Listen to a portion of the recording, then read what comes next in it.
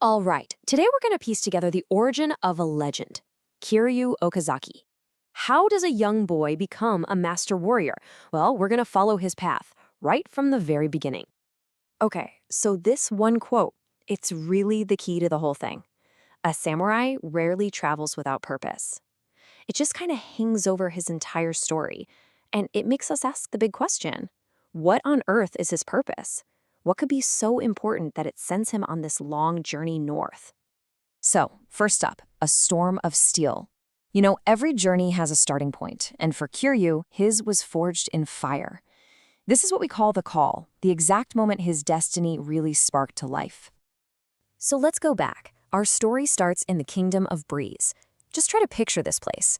Windswept cliffs, crashing seas. This is the world that made Kiryu Okazaki. It was a culture where things like honor and discipline, they weren't just ideas, they were literally in the air you breathed. But you know, that piece, it gets shattered. Imagine the absolute chaos of bandits just descending on your home. For a young Kiryu, this wasn't just some random attack. It was this crystal clear moment where he saw something that would change his life's path forever. And then, out of all that chaos, a single warrior appears. And look at this description. Not just a man, but a force of nature. A storm given flesh. Can you even imagine seeing that as a kid? That one powerful image, it must have been burned into his mind. I mean, this wasn't just fighting. It was something else. A blade in each hand, and then a third clenched between his teeth. A literal whirlwind of steel, striking 3 times at once. To a young Kiryu, this guy wasn't just a warrior. He was a living legend.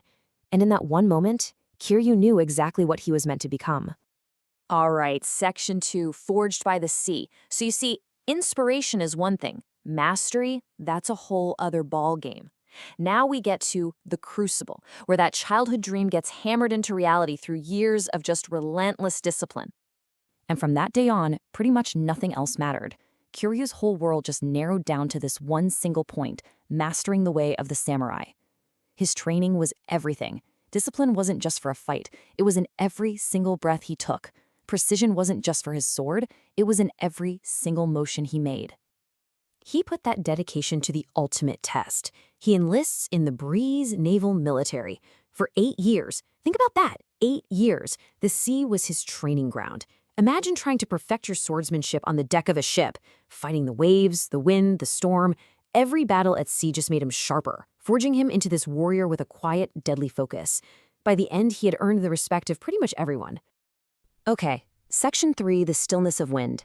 After nearly a decade of constant fighting, the storm inside him finally needed to quiet down. So Kiryu's journey takes a turn inward. He's looking for a period of the calm. Once his service was done, he just walked away. He left behind the noise of war, the responsibilities of command, all of it. All he wanted was something simple, peace. He was looking for a kind of stillness that could finally quiet the storm of his past. And his life found this new, quiet rhythm. You know, his days were a simple loop of meditation and training, always keeping his skills sharp. But more than anything, he just listened. He listened to the wind, that same element from his homeland. And for a while, that was all the purpose he needed. But you know, a story like this doesn't end with a quiet retirement, right? This calm, this peaceful life, it wasn't the final destination. It was just a pause. A moment to breathe before whatever was coming next, because for a man like Kiryu, peace is often temporary. And sure enough, the wind began to change. And here we go. Section 4, the samurai's journey north. That changing wind, it becomes his new compass. It's this silent call to action that pulls him out of his solitude and points him toward a destiny he doesn't even know yet. And this is where we see this huge internal shift. I mean, his whole life, he was driven by things on the outside. Duty, commands, the chaos of war. But now, the motivation is coming from inside.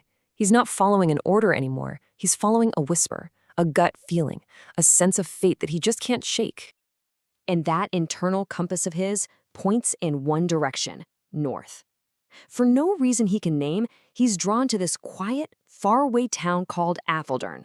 Why there? Honestly, he has no idea. He just knows that's where he has to go. And this brings us right back around, full circle to that powerful idea from the beginning. The journey might look random, but we know better, right? A samurai rarely travels without purpose, even when he does not yet know what that purpose is. He's being pulled toward his destiny, whether he gets it yet or not. And so, this is where we leave him, right on the edge of a new chapter. We've seen the boy who was inspired by a storm, the warrior who was forged by the sea, and the seeker who was listening to the wind. And now, the final question is just hanging there in the cold northern air. What purpose is waiting for Kiryu in the quiet town of Apeldoorn?